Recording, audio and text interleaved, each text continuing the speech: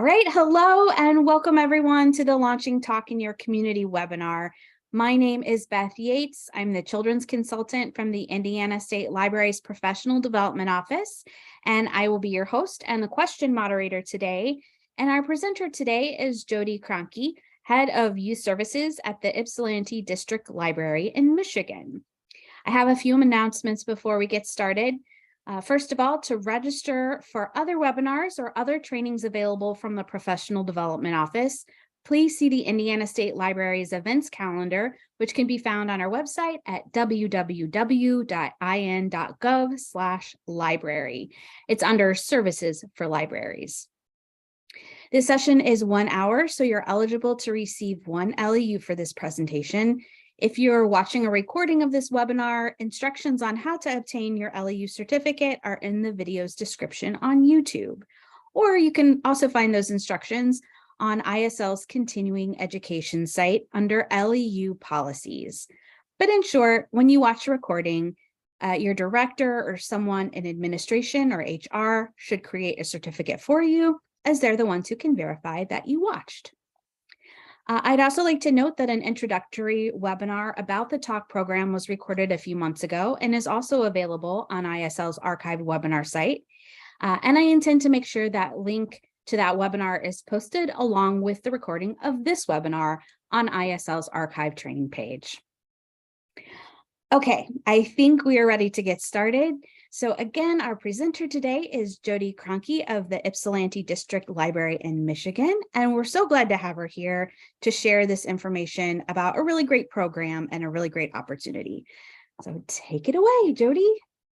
Yes, thank you everybody for being here to learn more about the service that we developed in Ypsilanti, Michigan in Washtenaw County, which is Text and Learn for Kindergarten. And I'm going to go over a little bit about the basics. So if you were at the first webinar, it might seem repetitive to you, but I'll try to wrap that up in about 5 minutes so we can talk more about the toolkits and how you can launch talk in your community. So we will get started here. So what is Talk? It is a text messaging service that we developed for parents, and it automatically sends 2 messages per week targeted to a child's development based on their birth date.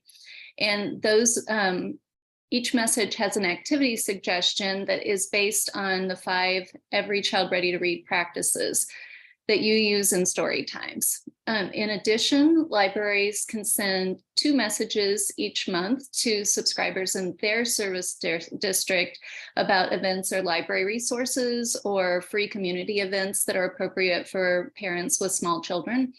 And we know from our research and the research that other universities have conducted is that these types of small bits of information parents can get via text message can help their little ones be better prepared to succeed in school. So there are 650 messages that are they start when a child is born and they progress until the child turns 6, and the parent gets a message that congratulations, your child is ready for kindergarten. And those are automatically set up by the system that has been developed with the help of MCLS. So why did we want to do talk in our community? We had a lot of people that are struggling to succeed in school and to be ready in school. There is a read by grade 3 law in Michigan and you can be held back if you are not reading on grade level. So there's been a real push for people to improve the skills of kids before they get to kindergarten. And we know that almost all parents have cell phones. From research from the Pew Institute, we know that text messages can reach people anytime, anywhere. You don't have to look at them immediately. You can refer to them later. Our service, we wanted it to be easy and anonymous to sign up, so we don't ask for much information at all. You, of course, have to have your phone number listed with us so that the messages can get to your phone. But beyond that, all that's required is a child's birth date. Parents can sign up to 2 children, so 1 or 2 children. and then a zip code. And the zip code allows people to get messages if their library is participating in sending messages. We know that early literacy is easy and fun, just like we make it at Storytime, and that if we can change parents' behavior, then kids are better prepared for school. So this is basically how it works.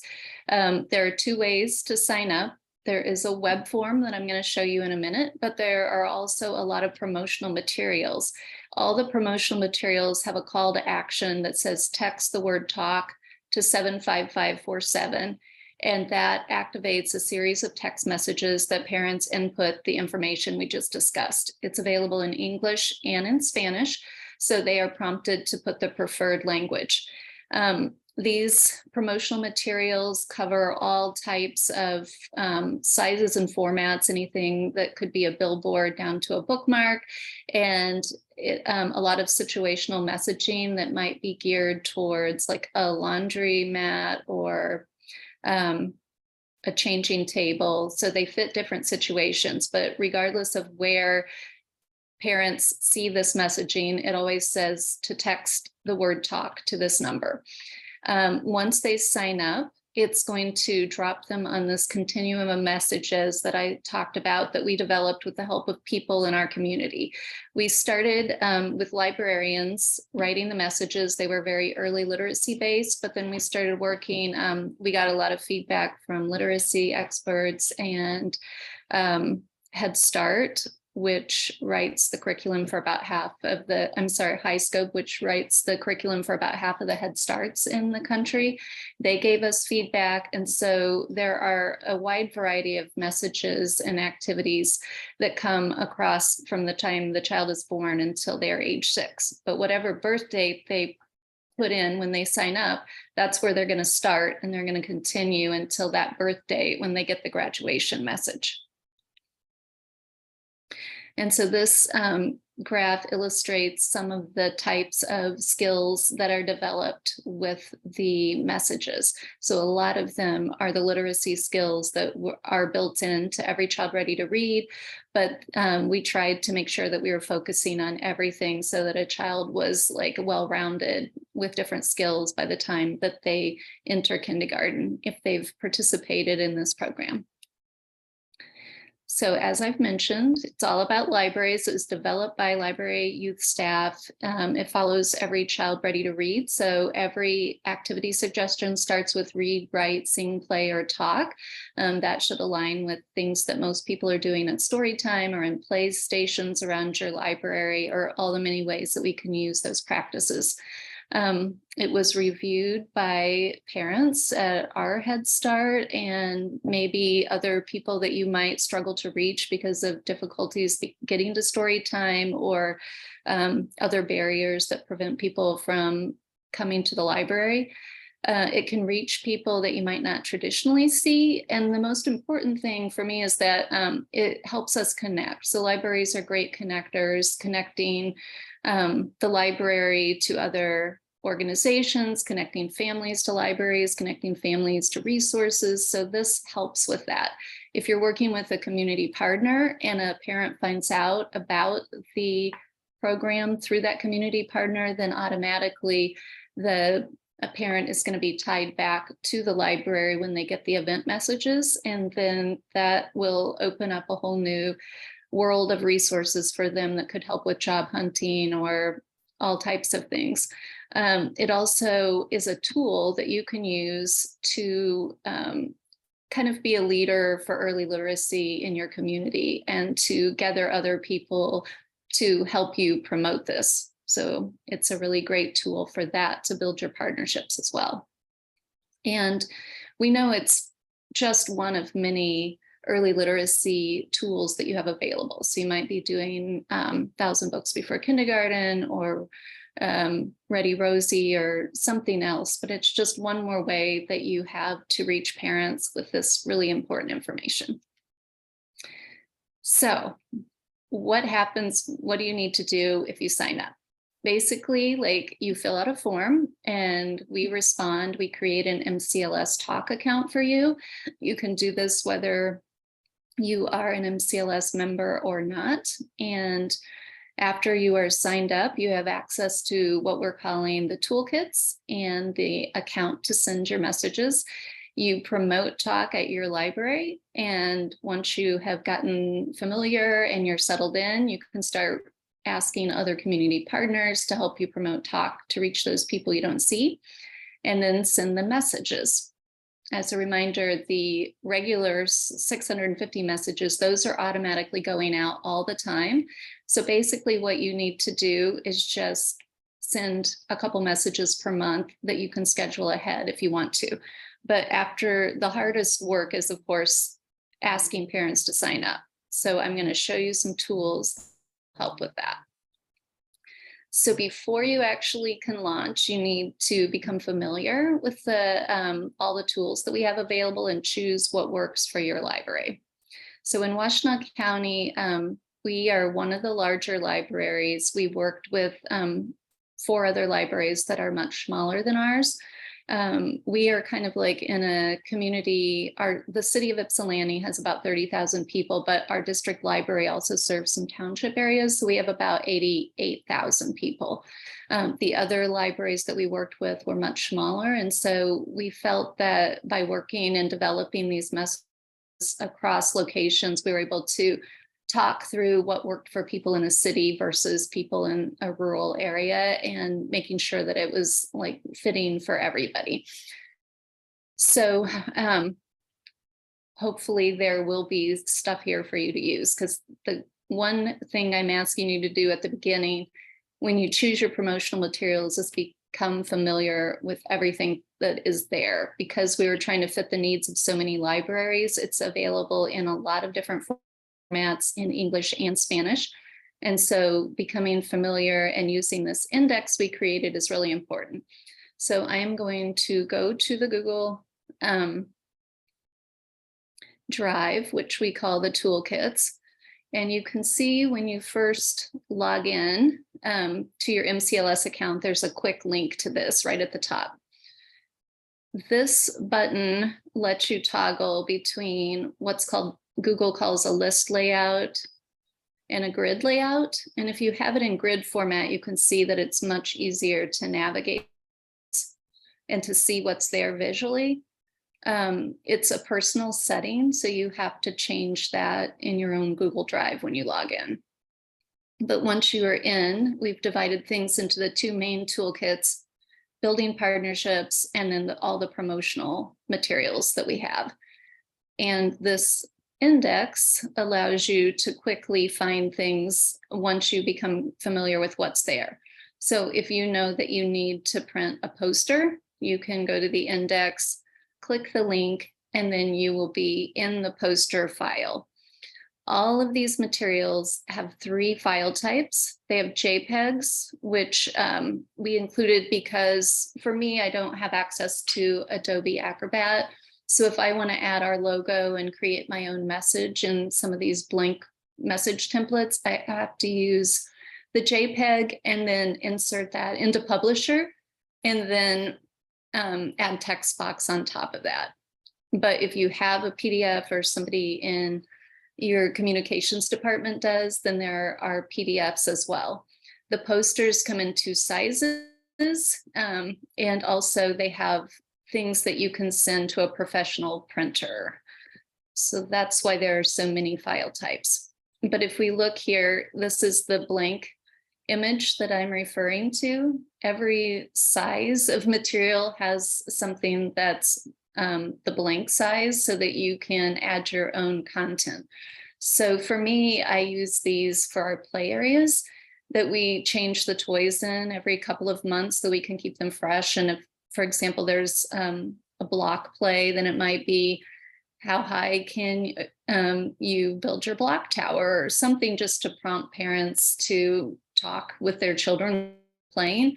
And then automatically it has the information right there for them to sign up to get more activity suggestions that they can do later.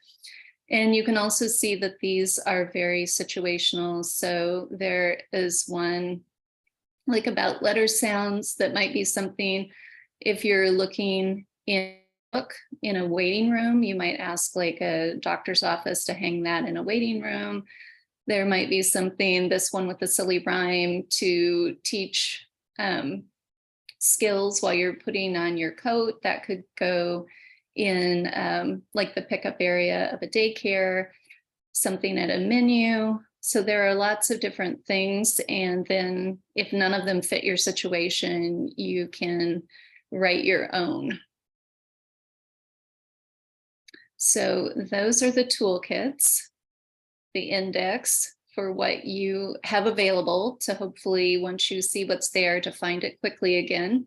And then you need to decide what you're going to have professionally printed if you want to have anything printed, and what you would print in-house. There's also the social media accounts we're going to look at. I mean, social media materials that you can use on your accounts. So you have to decide what works, what types of accounts that your library uses and what can work there. And then you download the files, and if you choose, you can add your logo and contact information to make it fit for your library. So just what we print professionally, we print the bookmarks professionally because then they're on a glossy cardstock that's easier to hand out.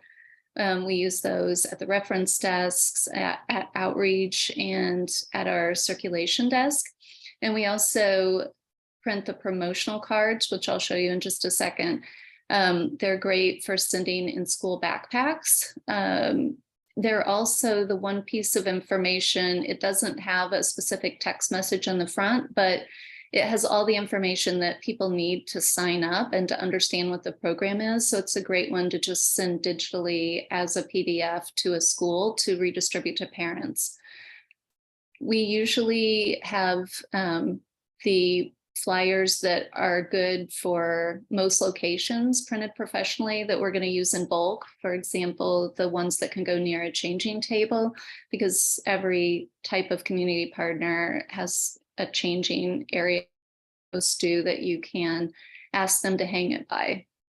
Things that we print in-house are those things like with the play spaces, there are QR codes, and we've printed those on sticker paper. You can share them with other people, or you can put them on things. We also use the QR codes, for example, in our play kits, which are early literacy kits that have books and toys. And just as like a special way for people that are already using toys and play-based learning at home to scan it and learn how they can sign up through that QR code. So in the social media images that you can use, we'll look at that drive in a second so that you can see all the different options that are available. You can use there are a variety of different scheduling softwares your library might use on social media, but you can take these images, schedule them out, whatever makes sense, or if you're just like spontaneously putting them up occasionally. They're also really good for asking partners to share, because it's really like not much to ask for them to share a post on their social media compared to other larger asks that you might have for some partners. Also, there is a Talk Facebook page. And if you're following that, you can share the text messages that we have there. So putting things up regularly, but there are quite a few, and you could scroll through and find an older message that you want to share to your followers.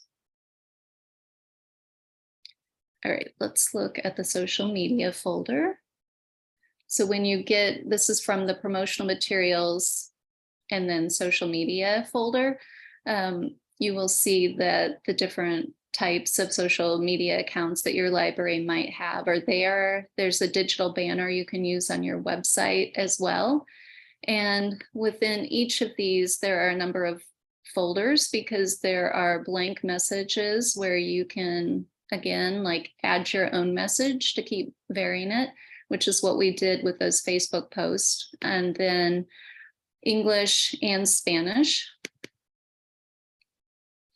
And we've tried to label them, just they used to be called like 1, 2, 3, 4, but then you would forget which one you had accessed or want to see again. But you can, once you're familiar with them, you'll see that there are several sizes, and you only have to download them and then use them however it makes sense for you to use them. I'm also going to go back in these promotional materials. Here is a folder with logos, fonts, and brand images. And you will see that there is a talk style guide. And when you scroll through it, there are, it tells you which fonts to use. And there is a fonts folder for you to download them. And then here are the top colors so that when you add the text, that it appears to blend in with the brand when you're creating your own. There are about 3 times a year, parents get an image if they've opted in to receive MMS and not just SMS. So this these images come and they have little rhymes and the actions. We have some in English and there are a few in Spanish for the people who've signed up for Spanish. Each of these also comes with a link to the talk website so parents can get the full song lyrics and occasionally a video as well. But it just varies the content a little for them to get an image rather than just the standard short text message. But these are available to you to download and put on your social media. They can work as like an Instagram story or however you want to use them. So those are available there too, along with a lot of different logos if you want to just create something from scratch. And one more thing, I will go into the posters, bookmarks, and more to the, I'm going to do this in English, but the same set of content is available for Spanish, and I'll just quickly show you the promotional card so that you can see what that looks like. And you can use it separately, front and back, or the PDF has it as one file that you could share. But I've even just shared the front of this because it has all the information that's necessary. And then if you send the PDF and the back is on there too, you can either add your own content information, or there's one that says no customization necessary, and then you could just send that as it is. So it does have a couple of example messages, but the front of the card had almost everything that you need. Okay, so let's go on to the next thing. The other tools, there is a digital display as well, which one thing that I have not done, this digital display comes in several different sizes, and it has a few different messages, but we recently created 12 of these for our library so that once a month our communications person can the message that's there just to vary it, and I'm going to add those in, so there will be more messages to choose from. But there are digital displays, so making it super visible at your library is important. Adding the talk website link to your website is really important so that people can find it.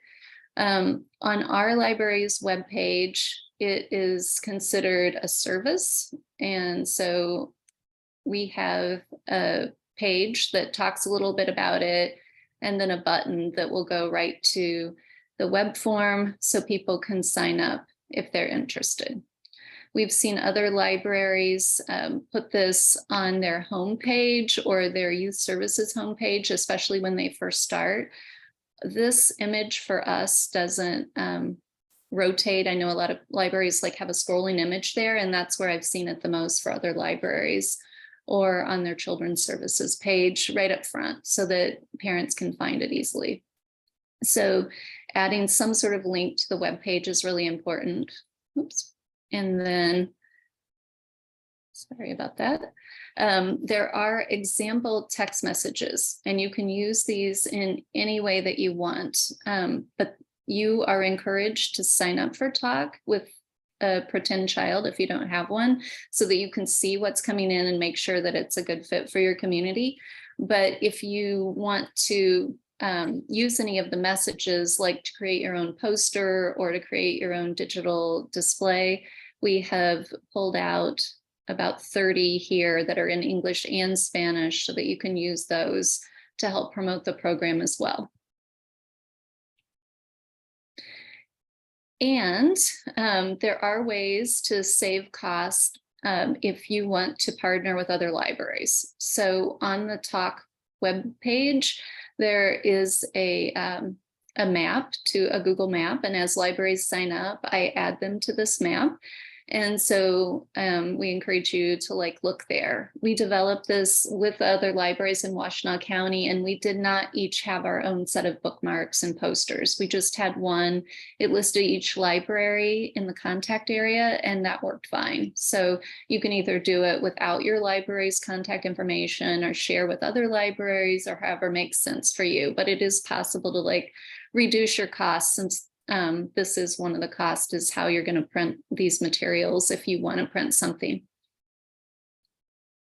And finally, in that, I'll take questions in just a second. And this is the last one for here. But when you're getting ready, once you sign up and you are in that first Google Drive, you see that there are a lot of references here. And each, there are 6 steps to getting started that we send you when you sign up. And each step comes with its own video, which is, most of them are under 8 minutes, and a guide so that you can get more information and you can be reminded about all these things that I'm talking about today. So maybe the promotional materials is something that you remember very easily, but you forget some of the tips about how to send a message, then you can refer back to these guides at any time. All right, so are there any questions at this point about, I know that's a lot of stuff, and there is so much because we had this variety of libraries. It's all in English and Spanish. It's all something you can use as the 3 different file types, depending on how fancy you want to get. So there's a lot there. But hopefully using the guides and this brief introduction will help you navigate some of that. But are there any questions about it? Yeah, we have 2 questions so far. Okay. One person asked, if libraries serve overlapping zip codes, do the registrants receive 2 text messages? Yes, they will get messages from both libraries. MCLS is assigning all the zip codes as they come through. So when you fill out the form, you tell what your zip codes are, and what they're going to do with that, going forward, because we've actually had one circumstance in Michigan where there were 3 or 4 libraries serving one zip code. So it can happen. And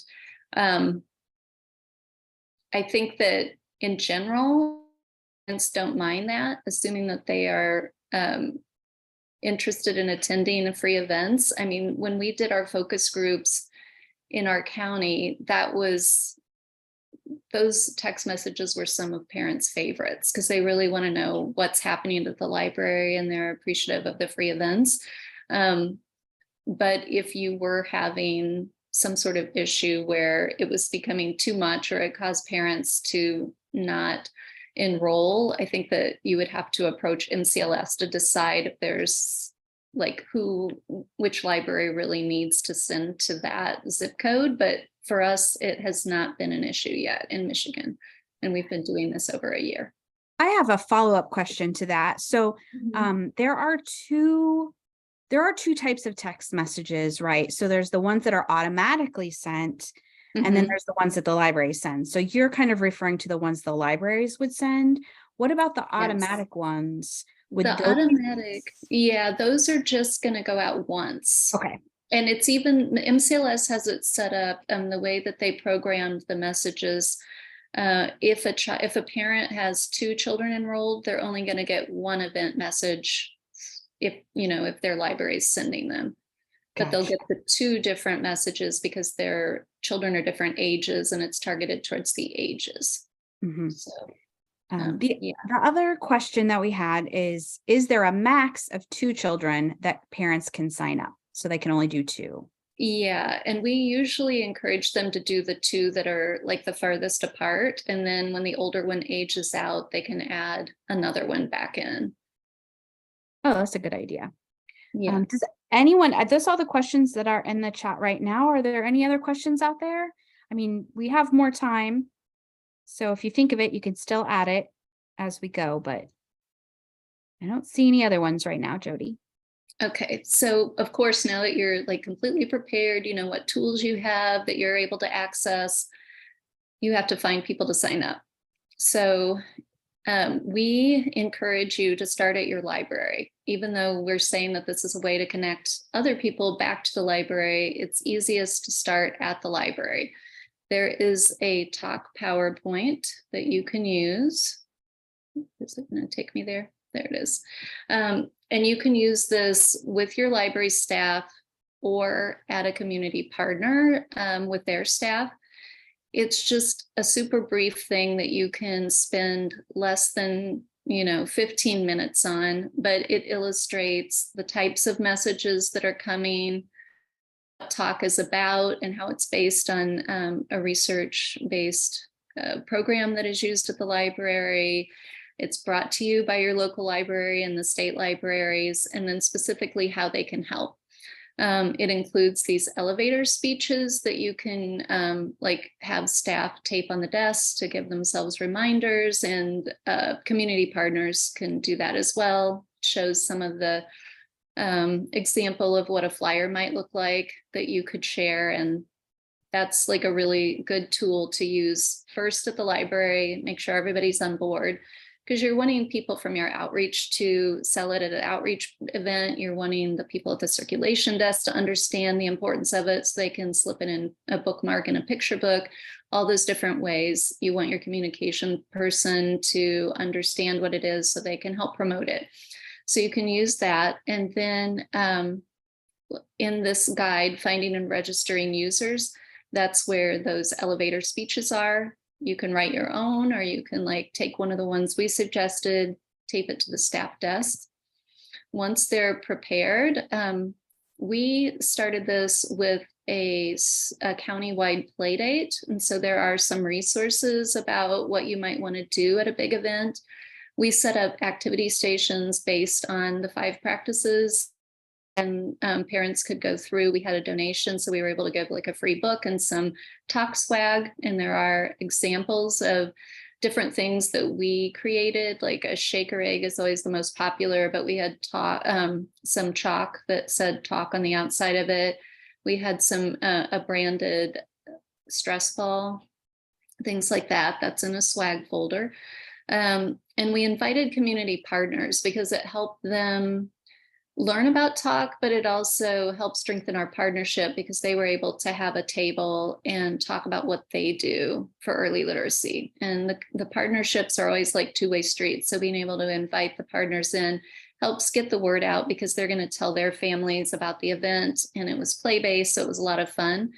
There is a sample press release that you can use, and you can edit it to fit your community, but that way it's all done for you so that you can make any level of announcement. There have been libraries, we've been doing this during COVID.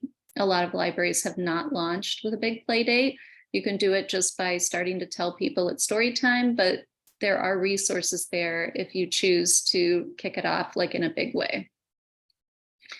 So we have found that you can put these posters everywhere, and those are great, and they build brand recognition, and some people are signing up, but it's always most effective if you tell people word of mouth and follow it up if possible, if you have the staff to do it, by signing people up directly using the form at text2learn.com that we saw when I clicked on the website.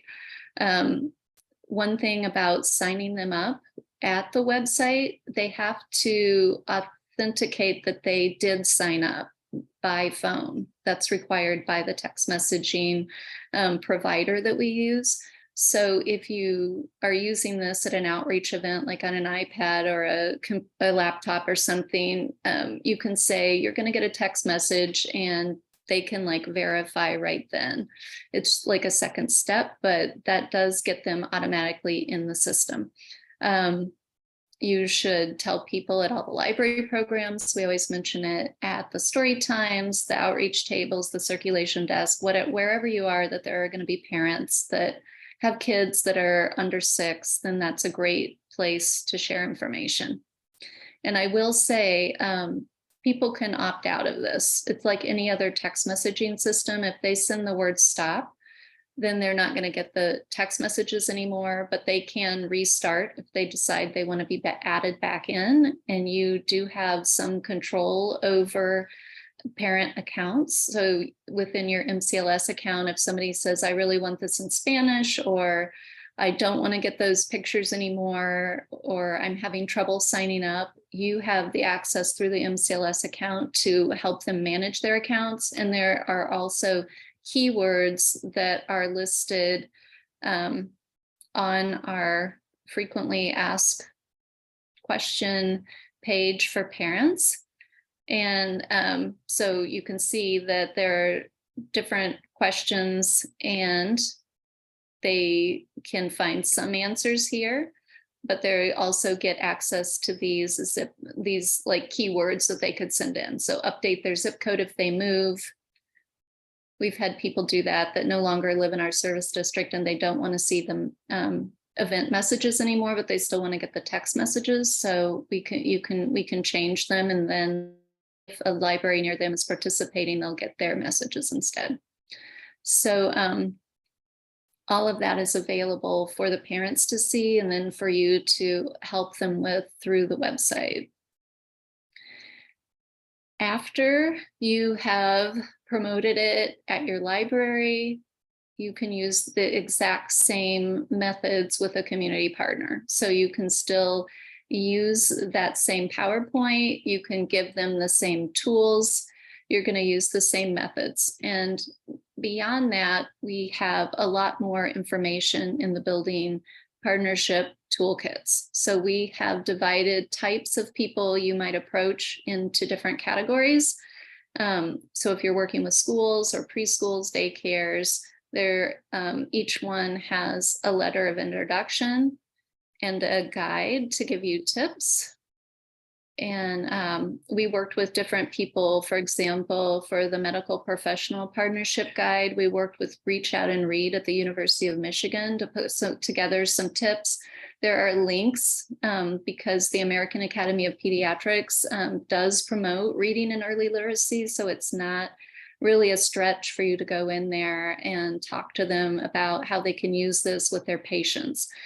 You can either do it like one by one and make a phone call, which is what we did. You might go into a WIC office and have playtime in the lobby while, and when parents are there, you can sign them up. You might visit your local hospital and use a talk card in their new parent information. If you can, however it works for your community, there are tips here and some different information about like Reach Out and Read or Read Aloud 15 minutes, which are both ways that doctors can increase literacy in their visits with patients.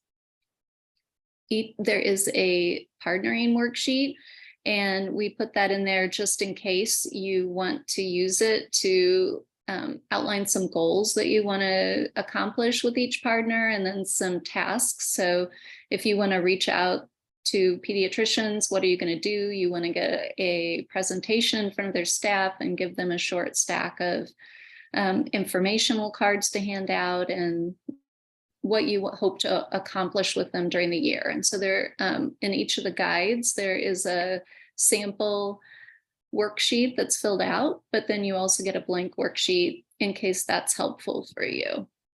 The other things in here, like I said, the letters of introduction for each type of partner, and you can use those either to mail out or you might send them electronically. Other tools include the worksheet. If you have a large partnership, you could do an MOU. We're only doing that with like our school district, but you might have that with other partners. sign up sheet if you want to take information to get more talk information out to like schools if you've been to a staff meeting or something like that. And then there are one-page information sheets that you can take and edit as needed to fit what you're doing in your community. So those are some of those resources once you get to that stage. Along with your Talk account, the MCLS account allows you to see how many users you have in each zip code, break it down by language and by the number of users per age that you have and zip code. And so you can run any type of report you want. You can use that to report to your board. You can report back to your community partners, whoever your stakeholders are, to give them information about how it's going with their help. And there are guides even to reporting out. There's both a guide and a video to give you more instructions. So you have told everybody, and now you're ready to send your messages. But do you have questions for me right now before we move on?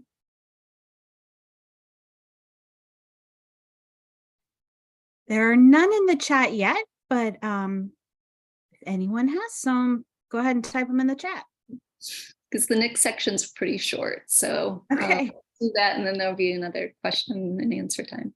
All right, so this is basically what your MCLS account looks like. So if you sign up, or if you've already signed up, you've already seen this, but it gives you a login, a library username and password so that you can access everything. And it looks like this, and you can easily get back to the website for parents. You can update your login information. You can access the toolkits, everything we've been looking at there. And so once you log in, you will see this page. And so all the reports I was talking about, scheduling the event messages are here. If you want to add like sub accounts to your library so that different people have access, you can create sub accounts as well. There's only one primary library account, and then the other accounts are under that, but somebody else on your staff might want to send the messages or look at the data, or however that works for your library. So it's fairly easy to navigate, gives you access to the toolkits, allows you to schedule the 2 event messages per month above the standard messages that are automatically going out from the moment a person signs up, and add other, and you can get other support from MCLS. So sending library messages, you can see, is fairly straightforward, and it is just a form. But like I said, parents loved getting this information. And so once you sign up, even if you only have a couple of users, you can go ahead and start sending these messages twice a month, and they will probably, share the service with their friends. When you send the message, when you compose the message, you can do it here. I like to do mine in like a Word document, because you are limited to just 160 characters minus the word event and the colon. So you can see down here in the character count, I only have, I've already used 6 of my characters.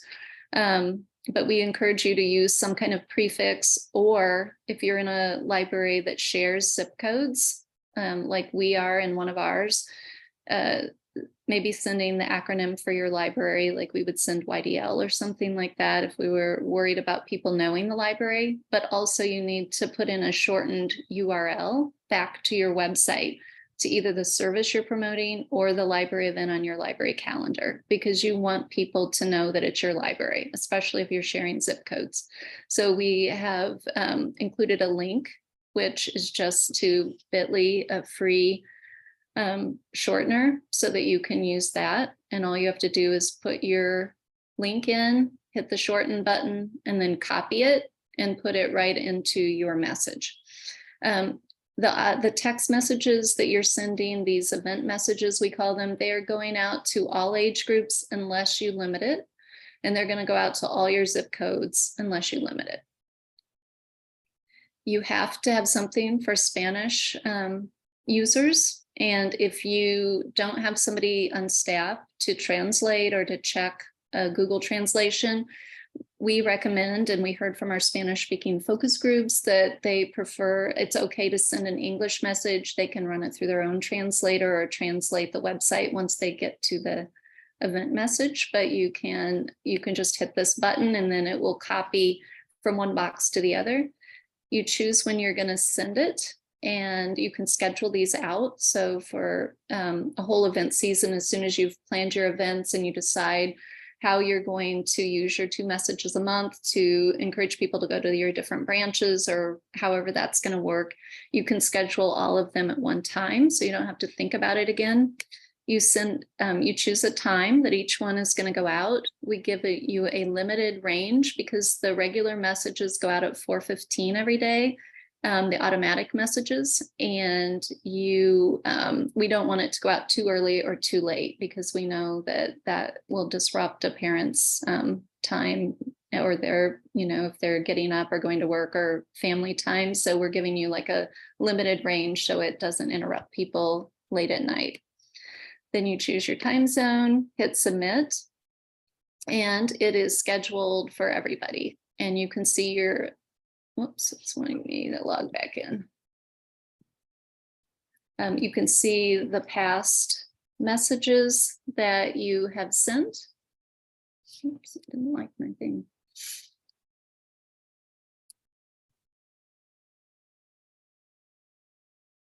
And you can edit them if needed. So you can see what you've already sent or have scheduled. So these top 2 are things that are coming up for us. These are the 2 events that we chose to advertise in February. We can edit it if we want to and delete it and start again. You can see that our tummy time, because it's only for pre-walkers, is only going out to the babies that are under 1. Whereas the Soar into Science, because it is for children like 3 through 10, then we have just the older kids scheduled to get that.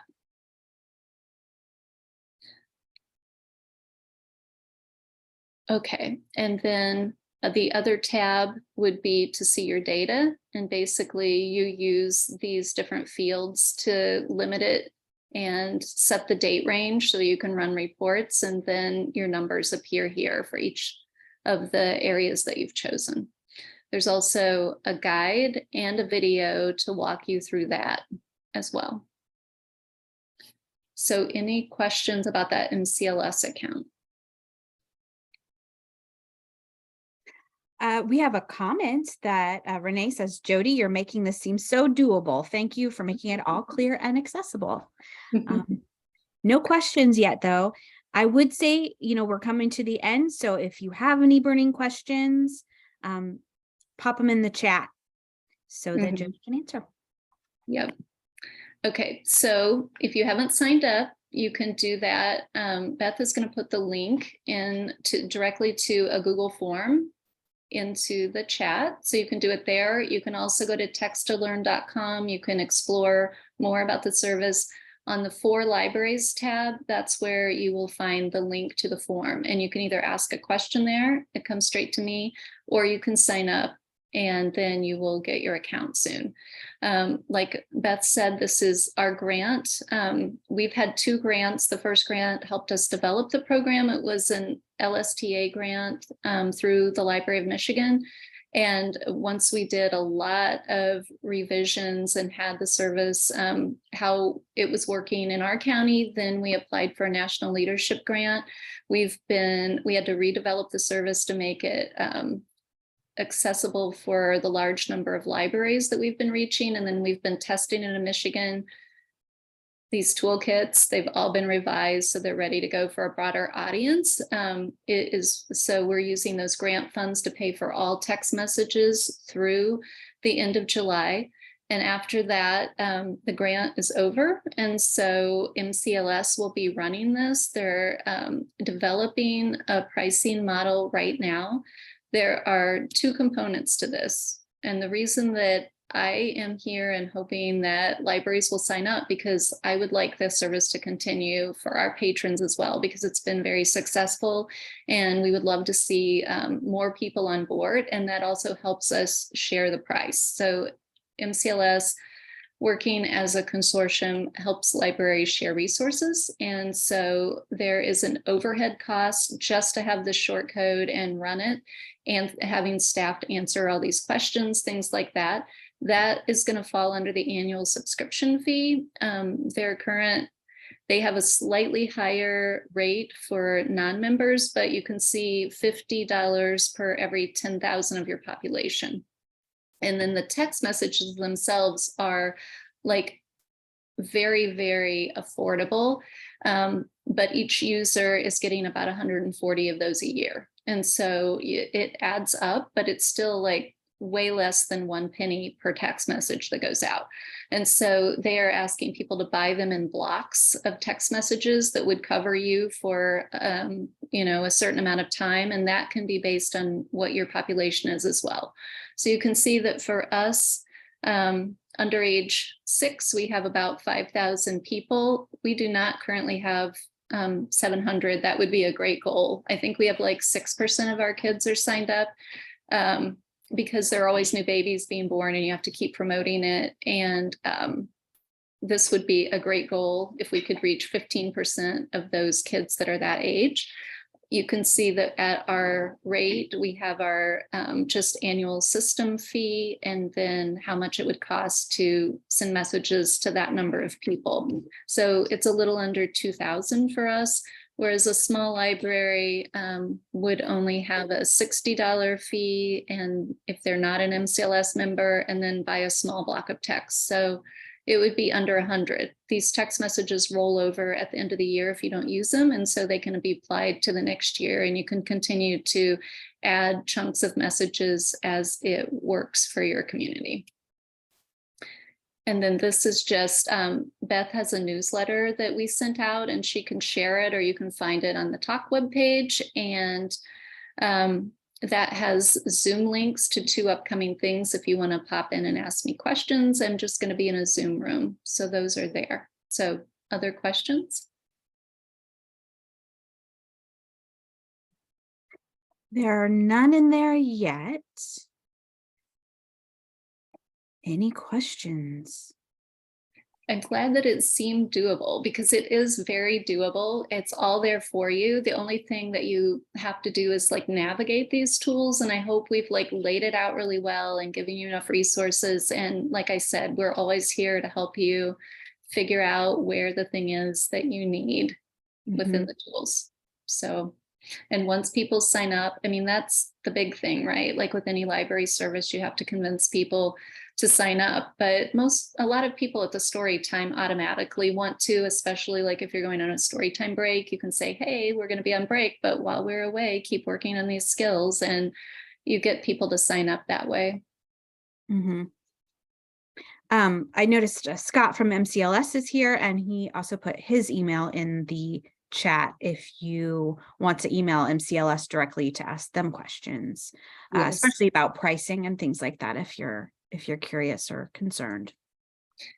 And once you have a login for your MCLS account, there's a link right there on the homepage that allows you to ask questions. Anything that's happening with your account or anything like that, they're very accessible to answer questions immediately. And then I'm answering the like how to use the toolkit questions through the end of the grant period. We have a comment. Samantha says the pricing is much better than anticipated. Love that the text rollover. I think we'll be signing up for Talk once I get confirmation from their director. Great. Thanks for doing this important work, Jody, YPL, and MCLS. Yes. Thank you for getting this started, Jody. I want to just really quickly mention, I have put the link to request an LEU certificate in the chat. So if you're somebody who needs an LEU certificate, please make sure you click on that and go there, fill out your info so that I can send you that on Friday. I don't see any other questions coming in, so I'm going to go ahead and stop the recording, but we can stay on for 1 more minute just to make sure no other questions come through. So goodbye to those watching the recording. Thank you for being here.